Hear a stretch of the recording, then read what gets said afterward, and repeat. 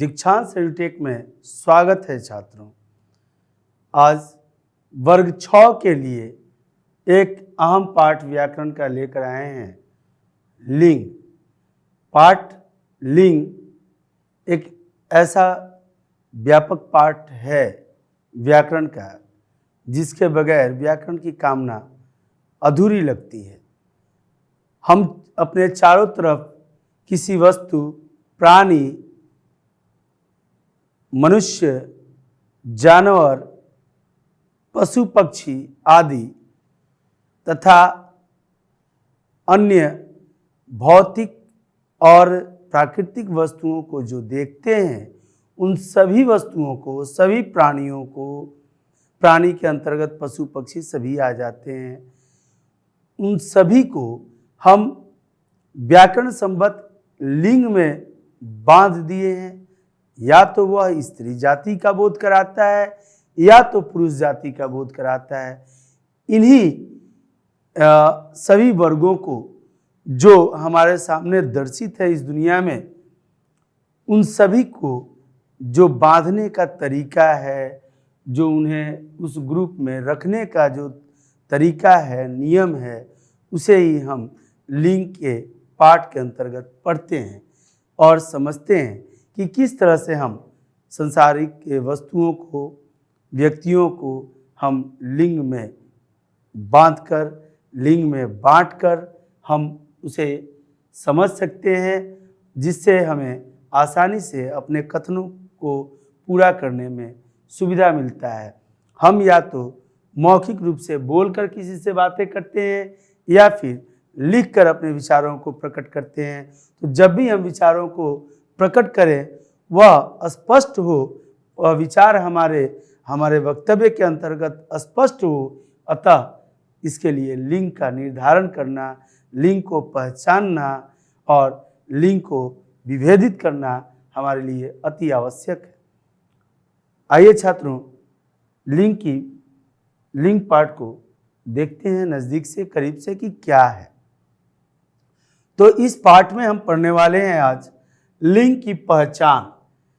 किस प्रकार से हम पहचान करें, क्योंकि जब तक हम पहचान नहीं करेंगे तब तक संभव नहीं है हम उसको वर्गीकृत कर पाएं कि वह स्त्री जाति का बोध करा रहा है या पुरुष जाति का, या फिर वह लिंग के दायरे में आएगा या नहीं। लिंग की परिभाषा। अब उसके बाद हम परिभाषित करते हैं लिंग को कि लिंग किसे कहा जाता है, और तब हम उसकी परिभाषा के साथ उदाहरण को पढ़ते हैं। लिंग के भेद। अब ये जो भेद हैं, परिभाषित करने के बाद, उदाहरणों को देखने के बाद से कई प्रकार के वस्तु और व्यक्ति हमारे सामने चूंकि मौजूद होते हैं, तो उन्हें हम दो भेदों में बांटते हैं। उन भेदों को जानना, उनकी परिभाषाएं जानना, उनके अंतर्गत किन किन वस्तुओं को, व्यक्तियों को, पशु पक्षियों को रखा गया है, उसे पहचानना हम सीखेंगे। लिंग के भेदों की परिभाषाएं एवं उदाहरण में। लिंग परिवर्तन के नियम। अब स्त्रीलिंग का पुल्लिंग क्या होगा, इस पुल्लिंग का स्त्रीलिंग क्या होगा, किस शब्द का, कौन सा शब्द स्त्रीलिंग है या पुल्लिंग है, और उस शब्द का अगर लिंग हमें बदलना है, परिवर्तन करना है, तो हम किस नियम के तहत करेंगे, इन सभी नियमों को हम देखेंगे। फिर लिंग की विशेषताएं क्या क्या हैं। तो जैसा कि हम लोगों ने बातें की, लिंग की विशेषताएं तो पहले ही हमने रखी। आप लोग भी समझ रहे हैं कि अगर इन चीज़ों की पहचान हम कर लें, इनको परिभाषित कर लें, इनको विभेदित कर दें, तो फिर हम आसानी से लिंग परिवर्तन भी कर सकते हैं। और लिंग परिवर्तन करने के बाद हमारे वाक्य जो उच्चारण के दृष्टिकोण से हों या लिखित हों, वह अशुद्धियों को प्राप्त नहीं करेंगे, हम शुद्धता को प्राप्त करेंगे। आइए छात्रों, आरंभ करते हैं इस पाठ को। लिंग किसे कहते हैं? जिस संज्ञा शब्द से स्त्री अथवा पुरुष जाति का बोध होता है या बोध हो, उसे लिंग कहते हैं। एकदम आसान है। जो कि आप पढ़ते हुए आ रहे हैं पीछे से, याद भी होगा छात्रों। जिस संज्ञा शब्द से स्त्री अथवा पुरुष जाति का बोध हो उसे लिंग कहते हैं। स्त्री अथवा पुरुष, स्त्री का नाम पहले लेना अति आवश्यक है। आप जानते हैं कि हमारे देवी देवताओं का नाम जो लिया जाता है, राधे कृष्ण, सीताराम, गौरी शंकर, तो ये सब जो शब्द हैं, गौरी पहले आई, शंकर जी बाद में आए। स्त्री पुरुष, माता पिता, तो ये स्त्रीलिंग शब्द का पहले ही बोध होता है, क्योंकि स्त्री तो शक्ति है। एक कवि ने कहा था छात्रों कि स्त्री, भारत की स्त्रियां, भारत की महिलाएं शक्ति हैं, भारत की महिलाएं शक्ति हैं। श्रोता से ये कई बार रिपीट उन्होंने किया, श्रोता को बर्दाश्त नहीं हुआ। एक पुरुष श्रोता गया और कहा कवि महोदय से कि अरे साहब महोदय, अगर स्त्रियां शक्ति हैं, महिलाएं शक्ति हैं, तो पुरुष क्या है? उन्होंने कहा दूसरे ग्रह से आए हैं क्या? इस पूरे ग्रह पर महिलाएं और स्त्रियां ही शक्ति कही जाती हैं। बोले तो ठीक है, ये तो बता दीजिए कि पुरुष क्या है? बोले अरे बेवकूफ, पुरुष सहन शक्ति है, शक्ति को बर्दाश्त करने की क्षमता उसमें विकसित होती है। तभी तो हंस बैंड कहा जाता है, एक ऐसा बैंड जो जीवन भर हंस हंस के बजता हो। चलिए हम देखते हैं अब इसमें कि लिंग जो स्त्री अथवा पुरुष जाति का बोध कराता हो, स्त्री का स्थान पहले क्यों आता है आप समझ चुके होंगे। जैसे शेर दहाड़ रहा है, शेर दहाड़ रहा है। अब यहां पर हम देखते हैं कि शेर जो है यह पुल्लिंग शब्द है, पुरुष जाति का बोध हो रहा है इस शब्द से, अतः यह पुरुष शब्द है और यह पुल्लिंग शब्द होने के कारण इसके क्रिया का रूप भी इसी के आधार पर हो रहा है। जैसे शेर दहाड़ रहा है, जबकि यहाँ देखते हैं शेरनी जो कि स्त्री का बोध कराती है, स्त्री शब्द है, स्त्रीलिंग। शेर दहाड़ रही है, ये रही है, ये रही है जो है। अर्थात हम यह कह सकते हैं कि जब लिंग, जिस वाक्य में जो लिंग होता है, स्त्रीलिंग या पुल्लिंग, तो उसी वाक्य, उसी लिंग के हिसाब से क्रिया का भी परिवर्तन होता है। अर्थात लिंग के आधार पर क्रिया भी बदल जा रही है, और इस तरह से जब क्रिया बदल जा रही है तो हम साधारण से किसी भी वाक्य को पढ़ करके, उसके क्रिया को देख करके हम आसानी से यह पता कर सकते हैं कि इसमें जो संज्ञा शब्द है, जो संज्ञा शब्द है वह किस लिंग का है, स्त्रीलिंग का है या पुल्लिंग का है। जैसे किसी वाक्य में डैश नाच रहा है, अब यहाँ मोर होगा या मोर नहीं होगा? जाहिर सी बात है मोर होगा। और अगर मोर नाच रहा है, वाक्य में पूछ दिया गया कि मोर क्या है, स्त्रीलिंग है या पुल्लिंग है, तो आसानी से हम इसे देख करके पहचान सकते हैं कि निसंदेह मोर पुल्लिंग है, क्योंकि रहा है। अगर रही है होता तो स्त्रीलिंग होती। इसी तरह से मोरनी नाच रही है, कबूतरी उड़ रही है, और यहाँ बतख तैर रहा है, यह नर बतख है, तैर रहा है। अब बतख तैर रही है, बतख तैर रहा है, बतख तो दोनों ही होंगे, नर भी होंगे और मादा भी होंगे।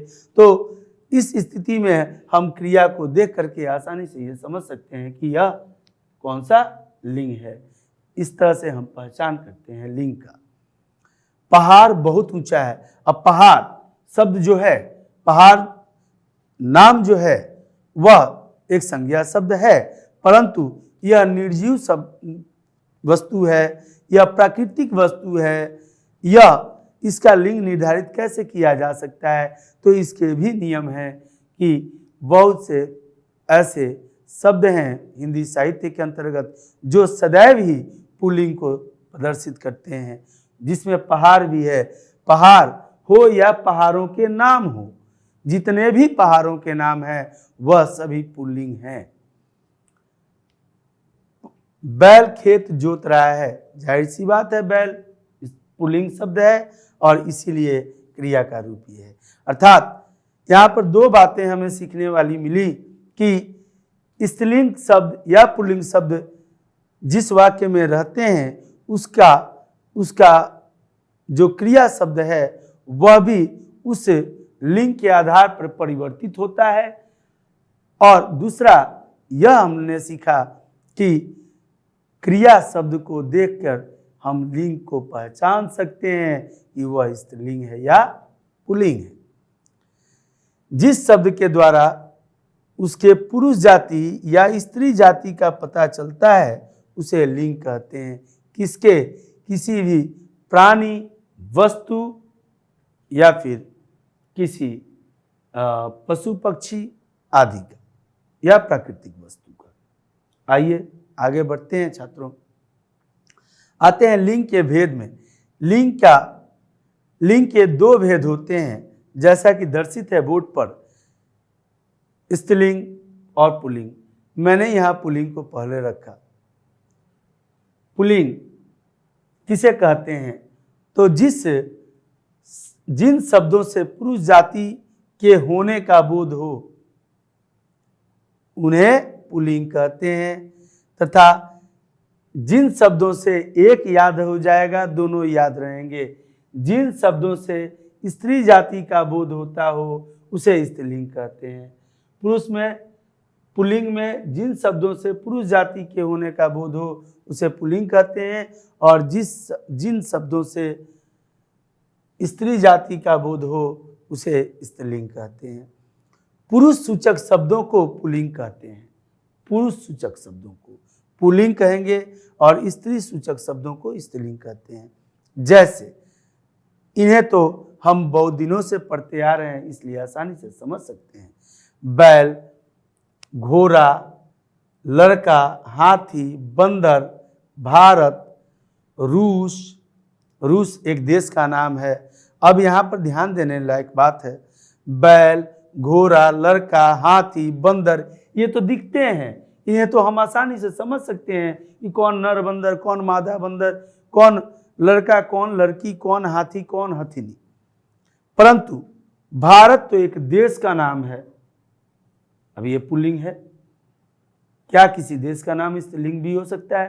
हो सकता है, लेकिन सामान्य रूप से सभी देशों के नाम पुल्लिंग होते हैं। इसके पहले वाले स्लाइड में हमने देखा पहाड़ शब्द पर हमने जाना कि जितने भी पहाड़ हैं पहाड़ों के नाम पुल्लिंग होते हैं। ठीक उसी तरह से देशों के नाम भी पुल्लिंग होते हैं। अपवाद हर जगह मौजूद है, उसे भी देखेंगे हम। लेकिन पहले जो साधारण रूप से, सामान्य रूप से जो नियमबद्ध तरीके से हम देखते हैं, पढ़ते हैं लिंग में, उन्हें पहले देखा जाए। भारत, रूस ये दोनों देश हैं, जबकि हिमालय पर्वत है। अब एक नया नाम आ रहा है हिंद महासागर। ये महासागर अर्थात तीन बातें हमें अभी तक मिली, देशों के नाम, पर्वतों के नाम और सागरों के नाम, महासागरों के नाम। यह क्या होंगे? पुल्लिंग होंगे, सदैव ही पुल्लिंग होंगे। देशों के नाम, पर्वतों के नाम और सागरों के नाम क्या होंगे? पुल्लिंग होंगे। इसे गांठ बांधकर रख लीजिए और लेकर आगे बढ़ते हैं। अभी और भी मिलेंगे जो सदैव ही पुल्लिंग शब्द के अंतर्गत आते हैं। स्त्रीलिंग शब्द में गाय, ठीक इसी तरह से घोड़ी, लड़की, हथिनी, बंदरिया, इसे तो हम देख सकते हैं, महसूस कर सकते हैं, समझ सकते हैं, जान सकते हैं कि ये किस लिंग से है। लेकिन अब यहाँ आता है सामने गंगा, यमुना, भाई ये तो नदियां हैं। हाँ, तो जिस प्रकार से समुंदर, सागर पुल्लिंग शब्द होता है, नदी स्त्रीलिंग शब्द होता है। जितनी भी नदियों का नाम है वह सभी स्त्रीलिंग है। हिंदी तो भाषा है भाई, अंग्रेजी भी भाषा है।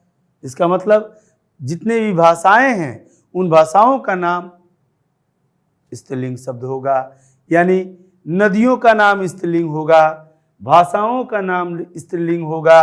अब ये आगे देखिए, रोमन देवनागरी, रोमन लिपि का नाम है, देवनागरी लिपि का नाम है, अतः लिपियों का नाम स्त्रीलिंग होगा।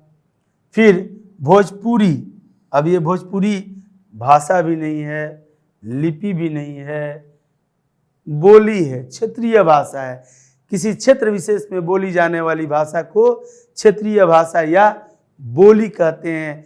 यह निश्चित एक सीमा के दायरे में होता है, यह उस दायरे से पार नहीं पाता है, और जो बोली के क्षेत्र के दायरे को पार करके आगे बढ़ता है वह उपभाषा का दर्जा प्राप्त करता है।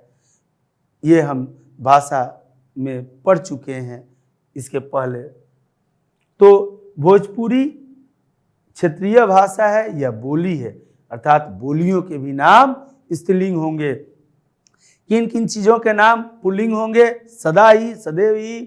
तो पर्वतों के नाम, सागरों के नाम, देशों के नाम, यह पुल्लिंग होंगे, तथा नदियों के नाम, भाषाओं के नाम, लिपियों के नाम, बोलियों के नाम स्त्रीलिंग होंगे। अतः यह स्त्रीलिंग का 4 और पुल्लिंग का 3 लेके चलते हैं आगे।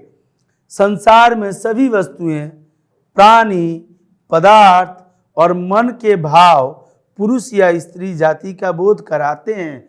यहाँ तक कि मन के भाव तक को हम ग्रुपिंग में ले चुके हैं कि उसमें भी लिंग निर्णय किया जाता है। चूंकि वस्तुएं दर्शित हैं, प्राणी दर्शित हैं, पदार्थ दर्शित हैं, मन के भाव दर्शित नहीं होते, लेकिन मन के भाव भी स्त्रीलिंग या पुल्लिंग होते हैं, पुरुष या स्त्री जाति का बोध कराते हैं। अतः इसे भी पुल्लिंग और स्त्रीलिंग में बांटा जाता है। आगे आइए देखिए कैसे बांटा जाता है। लिंग की पहचान। वाक्य में प्रयोग की गई क्रिया या विशेषण को देखकर लिंग की पहचान आसानी से की जा सकती है। जैसा कि इसके पहले भी हम लोगों ने बातें की, चर्चा किया कि क्रिया शब्दों को देख करके हम लिंग की पहचान कर सकते हैं। और यहाँ एक और चीज हमें मिलता है कि क्रिया या विशेषण को देख करके, अर्थात विशेषता बतलाने वाले शब्द भी जो होते हैं वह भी लिंग को निर्धारित करते हैं। ये तो और आसान हो गया लिंग को पहचानने में। जैसे गिलास गिर गया, इसमें गिलास तो संज्ञा शब्द है, गिर क्रिया शब्द है, और गया भी क्रिया शब्द है। गिर गया, गिलास गिर गया। अब गिर गया जो क्रिया शब्द है, गया है, आ है। आ जिस वाक्य के अंत में आ हो रहा है वह पुल्लिंग शब्द हो रहा है, और ई हो रहा है जिसके अंत में वह स्त्रीलिंग शब्द हो रहा है। कटोरी गिर गई, अर्थात कटोरी जो हुआ यह स्त्रीलिंग हुआ, जबकि गिलास पुल्लिंग है। यह हमें दिखते हैं, वस्तु हैं, निर्जीव पदार्थ है, फिर भी इसका लिंग निर्धारित है। गिलास पुल्लिंग, कटोरी स्त्रीलिंग। आपने सेव खाया। छात्रों, आपने तो सर्वनाम है। जी हाँ, सर्वनाम यूं समझ लीजिए कि साया है संज्ञा का। तू जहां जहां चले मेरा साया साथ होगा, तेरा साया साथ होगा। यह जो गाना है उसी आधार पर सर्वनाम कहता है कि अरे संज्ञा भैया, आप जहाँ रहोगे आपके साथ साथ मैं साये की तरह रहूँगा। आप जैसे ही हटोगे आपकी अनुपस्थिति में मैं उपस्थित हो जाऊँगा। अर्थात सर्वनाम क्या कहता है? संज्ञा के बदले में आने वाले शब्दों को सर्वनाम कहा जाता है। अब यहाँ आपने सेव खाया, आपने सर्वनाम है जो संज्ञा के बदले आया। हम किसी को डिनोट करते हैं, आपने सेव खाया, वो आपने जिनको हम डिनोट करते हैं, जिनको निर्देशित करते हैं, वह एक संज्ञा है। चूंकि संज्ञा के बदले में आ रहा है यह शब्द, तो निसंदेह सर्वनाम संज्ञा के स्थान पर रहेगा।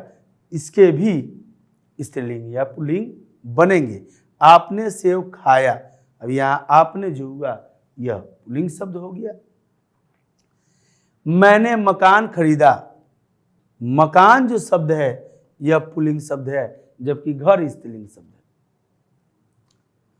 है। गुड़ मीठा है, अब गुड़ आ गया और गुड़ को यह भी वस्तु है, अब गुड़ आ जाएगा यहाँ और रहेगा डैश है। ऑप्शन में आपको मिला रहेगा मीठा है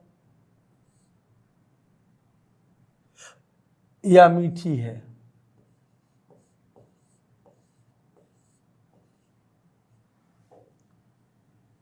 गुड़ मीठी है या गुड़ मीठा है। अब कैसे समझ में आएगा कि भाई यहाँ पे लिंग क्या होगा? गुड़, तो गुड़ पुल्लिंग शब्द होता है और पुल्लिंग होने के वजह से ही यहाँ पर मीठा जो है यह विशेषण शब्द है। मीठा, खट्टा, लाल, पीला, हरा रंगों के नाम विशेषण शब्द में आते हैं। मीठा, खट्टा, तीता, ये सभी विशेषताओं को प्रकट कर रहे हैं, इसलिए विशेषण शब्द हैं। तो यहाँ मीठा है, गुड़ मीठा है, अर्थात यह जो वाक्य लिखा हुआ है कि क्रिया या विशेषण को देखकर लिंग को की पहचान आसानी से की जा सकती है, यहाँ स्पष्ट होता है। क्योंकि मीठा शब्द से गुड़ की पहचान हो रही है कि यह पुल्लिंग है। शरबत ठंडा है, शरबत ठंडा, ठंडा भी विशेषण शब्द है और ठंडा है चूंकि तो शरबत पुल्लिंग है। अगर ठंडी होती तो स्त्रीलिंग होती। आपने लीची खाई, अर्थात लीची जो है यह स्त्रीलिंग शब्द है। मैंने झोपड़ी खरीदी, झोपड़ी स्त्रीलिंग शब्द है। इमली खट्टी है, अब यहाँ खट्टी यह विशेषता को प्रकट कर रही है।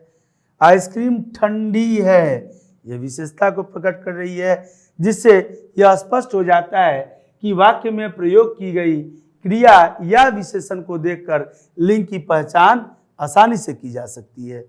छात्रों, आशा करते हैं आप लोगों को बेहतर तरीके से समझ में आ रहा है और आप इतने जो ध्यान दे करके सुन रहे हैं ये बहुत ही अच्छी बात है, क्योंकि यहाँ से सुनने और देखने से, विजुअलिटी से आसानी से याद होते जाता है। हमारा दिमाग उसे अधिक ग्रहण करता है और इसी ग्रहण करने के वजह से आज हम YouTube वगैरह पर जो क्लास देखते हैं वह जल्दी समझते हैं। अतः हम कह सकते हैं कि लिंग बदलने से क्रिया तथा विशेषण के रूप भी बदल जाते हैं। ये क्रिया तथा विशेषण के रूप बदल जाते हैं। लिंग बदलते ही, यहाँ लिंग अगर बदल रहा है, झोपड़ी खरीदी, इमली खट्टी, अब इमली खट्टी, आम खट्टा, इमली खट्टी, तो आम खट्टा, इमली खट्टी, यानी कि विशेषता बतलाने वाला भी शब्द लिंग के आधार पर बदल जा रहा है। दोनों के बीच एक अनुनाश्रय संबंध स्थापित होता हुआ नजर आ रहा है कि लिंग स्त्रीलिंग हो या पुल्लिंग हो, उसके वजह से क्रिया या विशेषण का रूप बदल जा रहा है और किसी वाक्य में क्रिया या विशेषण के रूप को देख करके हम लिंग की पहचान आसानी से कर ले रहे हैं। आइए छात्रों देखें, हिंदी में प्रयुक्त कुछ सदा पुल्लिंग होते हैं। ये जो शब्द हैं वह सदैव ही पुल्लिंग होंगे। जैसे इसमें से कुछ नाम हम लोगों ने देखे, देशों के नाम, इसके पहले सागरों के नाम, पर्वतों के नाम, इतने तो हमने पीछे से देखा। अब आते हैं दिनों के नाम, सोमवार, मंगलवार, बुधवार, गुरुवार, शुक्रवार, शनिवार आदि, रविवार, ये सभी दिनों के नाम पुल्लिंग होते हैं। अब कहीं आता है प्रश्न कि मंगलवार, इनमें से कौन सा लिंग है? स्त्रीलिंग, पुल्लिंग, दोनों, कोई नहीं। अब वहाँ कन्फ्यूजन होगा। कन्फ्यूजन नहीं होगा छात्रों, क्योंकि आपके दिमाग में ये बात रहेगा कि दिनों के नाम पुल्लिंग होते हैं, महीनों के नाम पुल्लिंग होते हैं। जनवरी, फरवरी, मार्च, अप्रैल, मई, जून, जुलाई, अगस्त, सितंबर, अक्टूबर, चैत्र, वैशाख, ज्येष्ठ, आषाढ़, सावन, भादो, आश्विन, ये सभी जो महीनों के नाम हैं ये सभी पुल्लिंग होते हैं। यानी कि अभी तक हमारी संपत्ति धीरे धीरे बढ़ते जा रही है छात्रों। दिनों के नाम, महीनों के नाम पुल्लिंग, दिनों के नाम पुल्लिंग, पर्वतों के नाम पुल्लिंग, सागरों के नाम पुल्लिंग, देशों के नाम पुल्लिंग। इतना तो आसानी से आप याद रख सकते हैं। ये 5 चीज़ें आपके एसेट में बढ़ती हैं और इसे गांठ बांध के रखने की ज़रूरत है, क्योंकि अगर इतनी ही बातें हमें याद रहेगा तो यह एक सूत्र है, एक फॉर्मूला है, जिससे के आधार पर हम आसानी से पहचान कर सकते हैं कहीं भी कि भाई दिन का नाम है पुल्लिंग है, महीने का नाम है पुल्लिंग है, पर्वतों का नाम है हिमालय, अरावली, सुमेरु, विंध्याचल, किष्किंधा, ये सभी पर्वतों के नाम है। इनमें से कोई भी नाम आता है, अगर वो पर्वत है तो पुल्लिंग है। सागरों के नाम हिंद महासागर, प्रशांत महासागर, अरब सागर, सागरों के जितने भी सागर, महासागरों के नाम हैं ये सभी पुल्लिंग शब्द हैं। देशों के नाम Bharat, Pakistan, England, America, Germany, Japan, France, Italy, ये जितने भी देशों के नाम हैं ये सभी क्या हैं? पुल्लिंग शब्द हैं। ग्रहों के नाम मंगल, बुध, शनि, यूरेनस, प्लूटो, नेपच्यून, ये जितने भी ग्रहों के नाम हैं ये सभी पुल्लिंग होते हैं। पेड़ों के नाम आम, महुआ, जामुन, कटहल, ये सभी पेड़ों के नाम पुल्लिंग होते हैं। अनाजों के नाम धान, गेहूँ, जौ, मक्का, चना, ये सभी अनाजों के नाम पुल्लिंग होते हैं। आसानी से याद हो गया होगा क्या क्या चीज़ के नाम? दिनों के नाम, महीनों के नाम, पर्वतों के नाम, सागरों के नाम, ग्रहों के नाम। वही ग्रह के नाम पुल्लिंग होते हैं, लेकिन नक्षत्रों के नाम स्त्रीलिंग हो जाते हैं। यहाँ पर कंफ्यूज मत होना। ग्रहों के नाम मंगल, बुध, पृथ्वी, शुक्र, रवि, बृहस्पति, प्लूटो, ये जितने भी ग्रहों के नाम है ये पुल्लिंग हैं। पेड़ों के नाम भी पुल्लिंग हैं, अनाजों के नाम पुल्लिंग है। जल, स्थल, भूमंडल के नाम आकाश, पटल, समुद्र, सरोवर, बादल, ये सभी पुल्लिंग शब्द होंगे। द्रव तथा पदार्थों के नाम सोना, तांबा, लोहा, घी, तेल आदि, ये द्रवों के नाम हैं, ये सभी पुल्लिंग होंगे। सोना महंगा है, तांबा पीला होता है, लोहा भारी होता है, घी तैलीय होता है, तेल पतला होता है। इस तरह से हम पुल्लिंग शब्द के अंतर्गत इसके वाक्य बनाते हैं। नगर तथा शहरों के नाम कोलकाता, दिल्ली, करनाल, जालंधर आदि, नगर माने सिटी और टाउन, ये सभी नाम क्या होते हैं? पुल्लिंग होते हैं। तथा मन के भाव की बात जो इसके पहले किए थे, तो उसको भी आसानी से सूत्रबद्ध तरीके से पढ़ करके हम याद कर सकते हैं। छात्रों, अगर कॉपी और पेन हो आपके सामने तो इन छोटे छोटे बातों को आप लिख सकते हैं, जिसे देखकर आसानी से याद हो जाएगा कि कुछ भाववाचक शब्द जिनके अंत में आ, आवा, पा, पन तथा न होता है वे पुल्लिंग शब्द होते हैं। कुछ भाववाचक शब्द, भाववाचक जो भाव को प्रदर्शित करते हैं, जिनके अंत में आ, आवा, पन, आ, आवा, पा, पन, न, आ, आवा, पा, पन और न, ये 5 अगर आ रहे हैं शब्द या वर्ण तो निसंदेह वह शब्द पुल्लिंग शब्द होगा। जैसे मोटा, मोटा में आ रहा है लास्ट में, अंत में। चढ़ावा, यहाँ आवा आ रहा है, आवा पापन न। बुढ़ापा, यहाँ पा आ रहा है। अपनापन, पन आ रहा है। लेन देन न आ रहा है। तो ऐसे जो शब्द आते हैं ये भाववाचक शब्द है। मोटा, चढ़ावा, बुढ़ापा, मोटापा, बचपन, पन आता है उसमें, अपनापन तथा लेन देन, ये सभी शब्द पुल्लिंग शब्द के दायरे में आते हैं, पुल्लिंग शब्द होते हैं।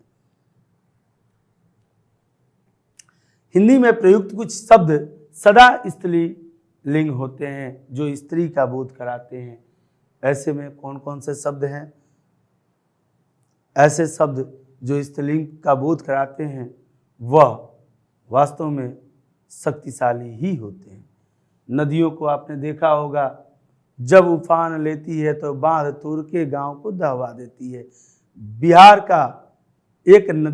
की एक नदी जिसे शोक नदी के नाम से जाना जाता है, प्रति वर्ष अपने आगोश में 10-12 गांव तो आसानी से ले लेता है।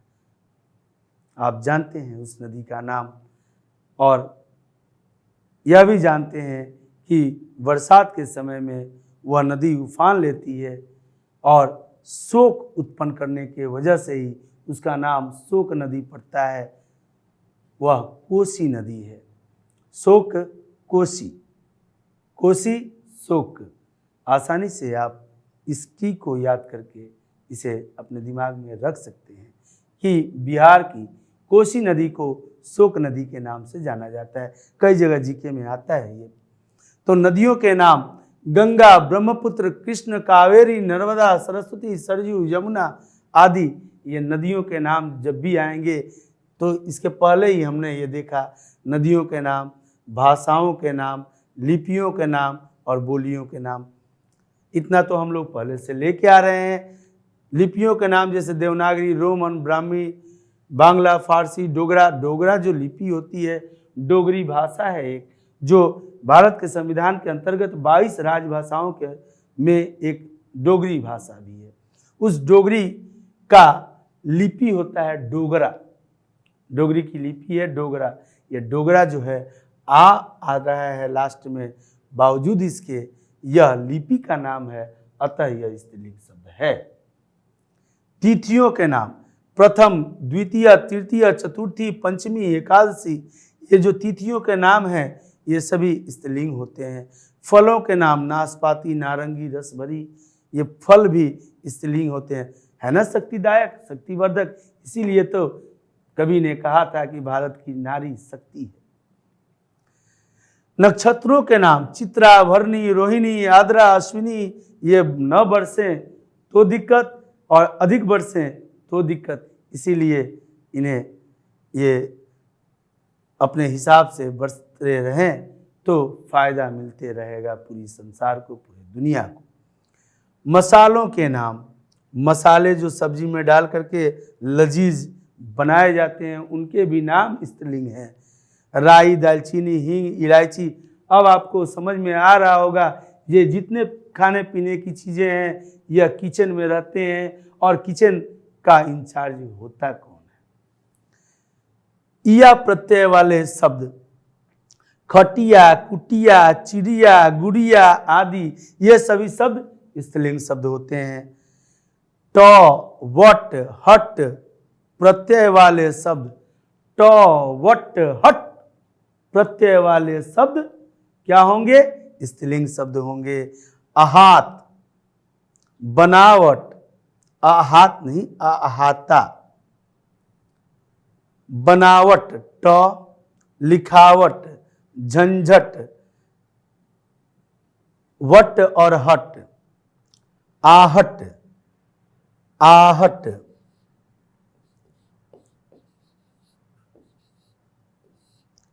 यह जो आहात है आहट होगा, आहट। बनावट, यहाँ वट आता है, लिखावट, झंझट में ट माने ट, वट और हट प्रत्यय वाले शब्द स्त्रीलिंग शब्द होंगे। जिस शब्द के अंत में ख आता है, अधिकांश वैसे शब्द स्त्रीलिंग शब्द होते हैं, जैसे भूख, भीख, राख, लाख, ईख।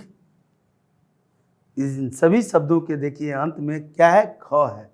छात्रों, आसानी से हम इन बातों को याद रख सकते हैं। नदियों के नाम, भाषाओं के नाम, बोलियों के नाम, लिपियों के नाम, तिथियों के नाम, नक्षत्रों के नाम, ग्रहों के नाम पुल्लिंग, नक्षत्रों के नाम स्त्रीलिंग, फलों के नाम, मसालों के नाम इया प्रत्यय वाले शब्द, इया जिसके लास्ट में इया हो, खटिया, तकिया, चिड़िया, गुड़िया, कुटिया, यह स्त्रीलिंग होते हैं। ट, वट, हट प्रत्यय वाले शब्द स्त्रीलिंग होते हैं, और जिन शब्दों के अंत में ख आता है वैसे अधिकांश शब्द स्त्रीलिंग होते हैं। आशा करते हैं छात्रों बेहतर समझ गए होंगे। अगला है पुल्लिंग से स्त्रीलिंग बनाने के नियम।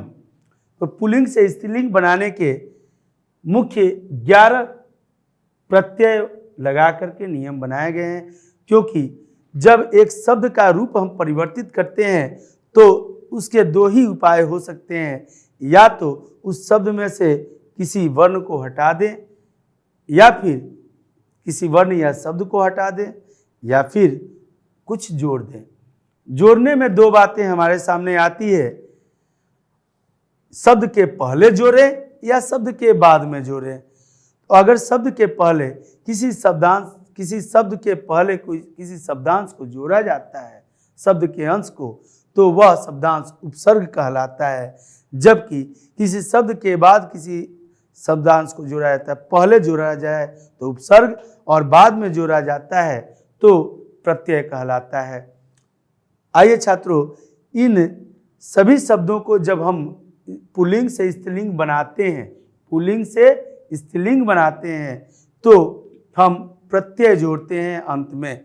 और किन किन प्रत्ययों को जोड़ते हैं, ऐसे 11 प्रत्यय हैं जो जिन्हें अगर याद रखते हैं आप तो 10th क्लास तक ये पढ़ने हैं। ये 11 प्रत्यय आपके बोर्ड पर अभी सामने हैं, जिसे आसानी से आप समझ सकते हैं। दो उदाहरण, 3 उदाहरण दे करके समझाया गया है, जिसे आसानी से समझ में आता है। आ लगाकर, पहला है आ लगाकर, जैसे बाल में बाला, बाल लड़के को कहा जाता है, बाला लड़की को कहा जाता है। आचार्य, आचार्या, छात्र, छात्रा। आ लगाकर, आ प्रत्यय को जोड़ करके स्त्रीलिंग बनाया जाता है। बड़ी ई, दीर्घ ई, नट, नटी, नट कहा जाता है, जो मेला वगैरह में आकर के एक सर्किल होता है, आग जलता हुआ, उसमें से जंप लगाते हैं, रस्सी तान कर ऊपर 10-12 फीट ऊपर रस्सी तान कर उस पर चलते हैं, एक रस्सी पर अपने बैलेंस को दिखाते हैं, एक डंडा भी ले लेते हैं। इस तरह के तमाम कलाकृतियों को, कलाओं को दिखाने वाले नट कहे जाते हैं, जो अधिकांश आदिवासी वर्ग से होते हैं। उनका स्त्रीलिंग शब्द नटी। ऐसे तो नट हीरो को कहा जाता है, जो अभिनेता होता है, उसे भी नट कहते हैं, उसका भी पर्यायवाची शब्द नट है। लेकिन नट का नटी, बकरा, बकरी, नाना, नानी, ये दीर्घई लगाकर बनाया गया शब्द है। इया शब्द लगाकर, इया प्रत्यय लगाकर, इया जैसे बूढ़ा का बुढ़िया, बेटा, बिटिया, बंदर, बंदरिया। ईका लगाकर, ईका प्रत्यय लगाकर, पाठक तो पाठिका, बालक तो बालिका, लेखक से लेखिका। समझ में आ रहा है छात्रों? बहुत अच्छा। आप जितने ध्यान से देख रहे हैं, आपकी आंखों में यह उम्मीद दिखती है, आपके मन का विचार यह महसूस हो रहा है कि आप जानने के इच्छुक हैं। धन्यवाद। इन लगाकर, जैसे तेली में तेलिन, सुनार सुनारिन, पड़ोसी पड़ोसिन। अब देखिए छात्रों, यहाँ पर 1 2 3 4 5 इसको आसानी से आप याद कर सकते हैं। आ ई या, आ ई या, इका इन, आ ई या, इका इन, एक जगह करके कॉपी में लिख के इसको याद किया जा सकता है कि किन किन प्रत्ययों का प्रयोग करके इस पुल्लिंग से स्त्रीलिंग बनाया जाता है। आ ई या, इका इन। अब आते हैं दूसरे पार्ट में, आनी लगाकर, जेठ जेठानी लगा, सेठ सेठानी, नौकर नौकरानी। आइन लगाकर, बाबू बबुआइन, पंडित पंडिताइन, लाला ललाइन। नी लगाकर, मोर मोरनी, सिंह सिंहनी। मति लगाकर, श्रीमान श्रीमती, आयुष्मान आयुष्मती। वती लगाकर, बलवान बलवती, धनवान धनवती। और त्रि, अंत में प्रत्यय के रूप में त्रि लगाकर, अभिनेता अभिनेत्री, दाता दात्री। इधर 5 थे, कौन कौन से? आ ई इया, इका इन। उसके बाद इधर देखिए, आनी आइन नी, आनी आइन नी, मति वती त्रि। आनी आइन नी, मति वती त्रि। आसानी से याद कर सकते हैं छात्रों। आ ई इया, इका इन, आनी आइन नी, मति वती त्रि। यह प्रत्यय है कुल 11 जिनका प्रयोग करके हम पुल्लिंग से स्त्रीलिंग में परिवर्तित करते हैं शब्दों का रूप। आइए छात्रों, अब वर्कआउट की बारी है और यह अंतिम स्लाइड है। नीचे दिए गए शब्दों में से पुल्लिंग तथा स्त्रीलिंग शब्द छांट कर लिखें। छात्रों, यह होमवर्क होगा जिसके अंतर्गत चिड़िया, धेनु, कपड़े, कुर्सी, बचपन, अतिथिगण, हीरा, सजावट, चाय, घर। अब देख लीजिए यहाँ पर कई ऐसे शब्द हैं, जैसे पन, पन लगाकर, पन लगा हुआ अंत में कौन सा होता है? बचपन, अपनापन एक उदाहरण था। पुल्लिंग या स्त्रीलिंग? पुल्लिंग। सजावट, वट लगाकर। अब अतिथिगण, अतिथि जो होते हैं शब्द अतिथि, अतिथि का बहुवचन रूप अतिथिगण है। यह अतिथि कौन होते हैं? पुल्लिंग या स्त्रीलिंग? चिड़िया, धेनु, कपड़े, कुर्सी, बचपन, अतिथिगण, हीरा, सजावट, चाय तथा घर। यह आपके पाठ्य पुस्तक की किताबों में भी है, व्याकरण के किसी भी किताब में ये सब मिल सकते हैं। आशा करते हैं कि इतना जो समझे अभी हम लोग, उसके ही आधार पर आप इस होमवर्क को कंप्लीट कर सकते हैं। तब तक फिर अगले पाठ में हम मिलेंगे। तब तक के लिए छात्रों धन्यवाद। आपका दिन मंगलमय हो।